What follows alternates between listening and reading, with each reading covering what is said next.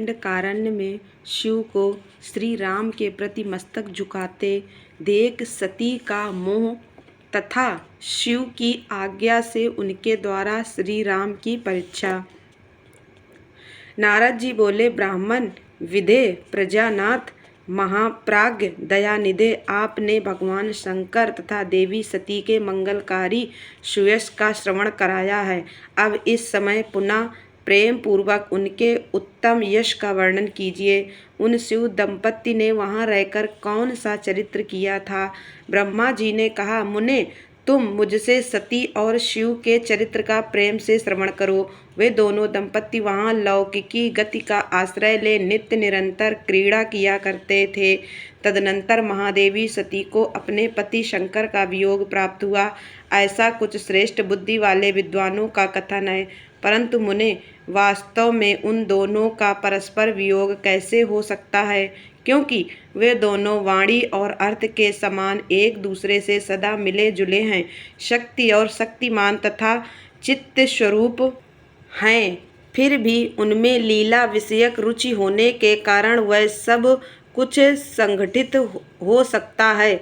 सती और शिव यद्यपि ईश्वर हैं, तो भी लौकिक रीति का अनुसरण करके वे जो जो लीलाएं करते हैं वे सब संभव हैं।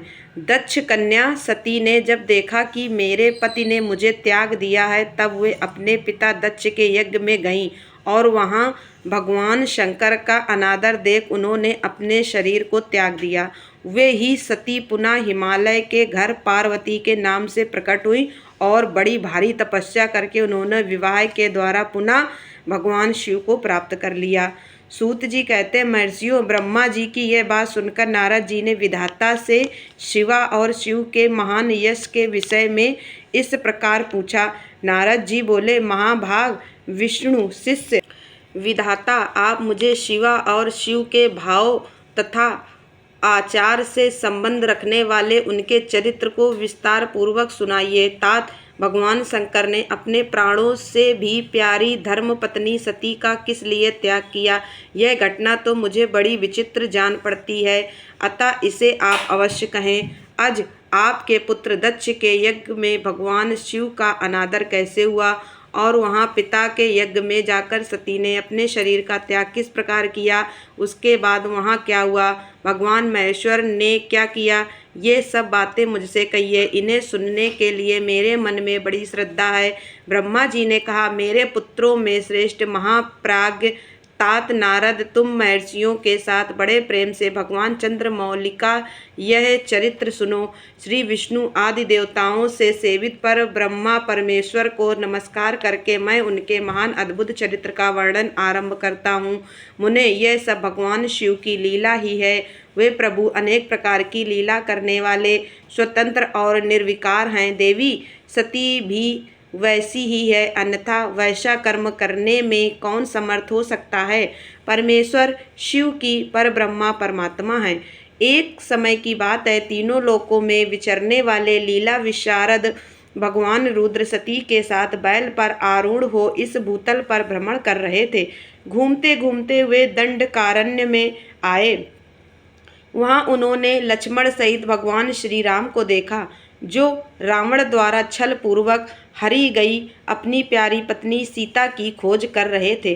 वे हाँ सीते ऐसा उच्च स्वर से पुकारते, जहाँ तहाँ देखते और बारंबार रोते थे। उनके मन में विरह का आवेश छा गया था।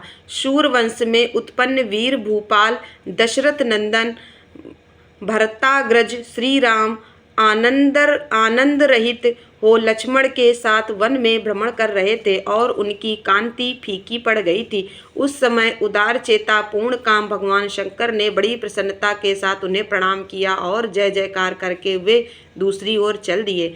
भक्तवत्सल शंकर ने उस वन में श्री राम के सामने अपने को प्रकट नहीं किया। भगवान शिव की मोह में डालने वाली ऐसी लीला देख सती को बड़ा विस्मय हुआ। वे उनकी माया से मोहित हो उनसे इस प्रकार बोली। सती ने कहा, देव देव सर्वेश पर ब्रह्मा परमेश्वर ब्रह्मा विष्णु आदि सब देवता आपकी ही सदा सेवा करते हैं। आप ही सबके द्वारा प्रणाम करने योग्य हैं। सबको आपका ही सर्वदा सेवन और ध्यान करना चाहिए। वेदांत शास्त्र के द्वारा यत्न पूर्वक जानने योग्य निर्विकार परम प्रभु आप ही हैं। नाथ, ये दोनों पुरुष कौन हैं? इनकी आकृति विरह व्यथा से व्याकुल दिखाई देती है। ये दोनों धनुर्धर वीर वन में विचरते हुए क्लेश के भागी और दीन हो रहे हैं।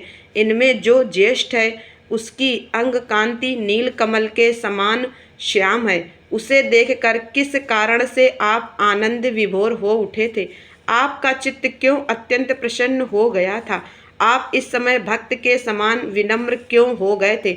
स्वामिन कल्याणकारी शिव, आप मेरे संशय को सुने। प्रभु, सेव्य स्वामी अपने सेवक को प्रणाम करें, यह उचित नहीं जान पड़ता।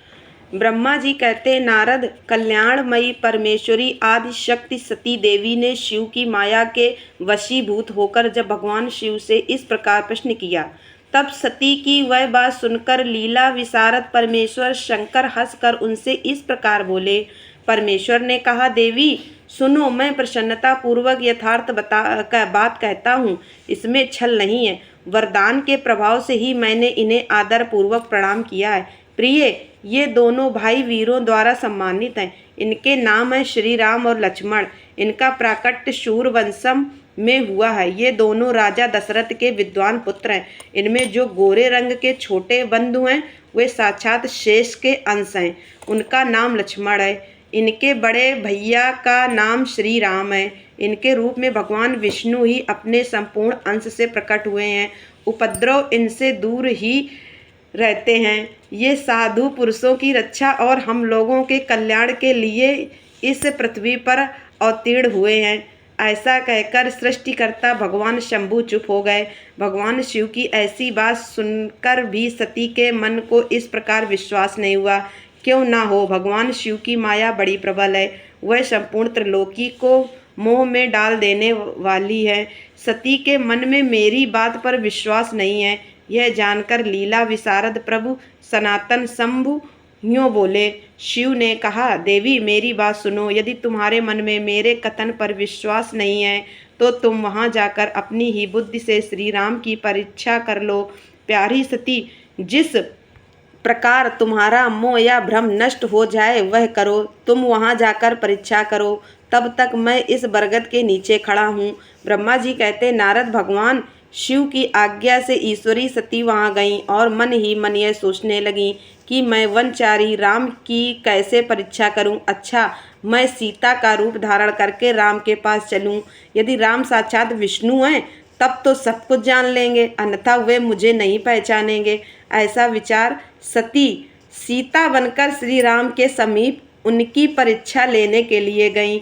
वास्तव में वे मोह में पड़ गई थीं। सती को सीता के रूप में सामने आई देख शिव का जप करते हुए रघुकुल नंदन श्री राम सब कुछ जान गए और हंसते हुए उन्हें नमस्कार करके बोले। श्री राम ने पूछा, सती जी आपको नमस्कार है, आप प्रेम पूर्वक बताएं, भगवान शंभु कहाँ गए हैं? आप पति के बिना अकेली ही इस वन में क्यों कर आई? देवी, आपने अपना रूप त्याग कर किस लिए ये नूतन रूप धारण किया है? मुझ पर कृपा करके इसका कारण बताइए। श्री रामचंद्र जी की यह बात सुनकर सती उस समय आश्चर्यचकित हो गईं। वे शिव जी की कही हुई बात का स्मरण करके और उसे यथार्थ समझकर बहुत लज्जित हुईं। श्री राम को साक्षात विष्णु जान अपने रूप को प्रकट करके मन ही मन भगवान शिव के चरणाविंदों का चिंतन कर प्रसन्नचित्त हुई। सती उनसे इस तरह बोली, रघुनंदन, स्वतंत्र परमेश्वर भगवान शिव मेरे तथा अपने पार्षदों के साथ पृथ्वी पर भ्रमण करते हुए इस वन में आ गए थे। यहाँ उन्होंने सती की खोज में लगे हुए लक्ष्मण सहित तुमको देखा। उस समय सीता के लिए तुम्हारे मन में बड़ा क्लेश था और तुम विरह शोक से पीड़ित दिखाई देते थे। उस अवस्था में तुम्हें प्रणाम करके वे चले गए और उस वट वृक्ष के नीचे अभी खड़े ही हैं। भगवान शिव बड़े आनंद के साथ तुम्हारे वैष्णव रूप की उत्कृष्ट महिमा का गान कर रहे थे। यद्यपि उन्होंने तुम्हें चतुर्भुज विष्णु के रूप में भी नहीं देखा, तो भी तुम्हारा दर्शन करते ही वे आनंद विभोर हो गए।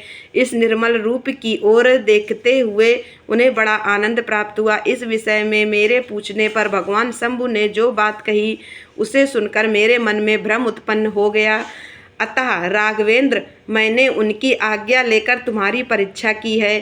श्री राम, अब मुझे ज्ञात हो गया कि तुम साक्षात विष्णु हो। तुम्हारी सारी प्रभुता मैंने अपनी आँखों देख ली। अब मेरा संशय दूर हो गया। तो भी महामते, तुम मेरी बात सुनो। मेरे सामने यह सच सच बताओ कि तुम भगवान शिव के भी वंदनीय कैसे हो गए।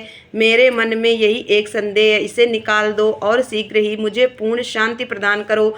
सती का यह वचन सुनकर श्री राम के नेत्र प्रफुल्ल कमल के समान खिल उठे। उन्होंने मन ही मन अपने प्रभु भगवान शिव का स्मरण किया।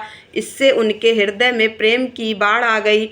मुने आज्ञा न होने के कारण वे सती के साथ भगवान शिव के निकट नहीं गए तथा मन ही मन उनकी महिमा का वर्णन करके श्री रघुनाथ जी ने सती से कहना प्रारंभ किया।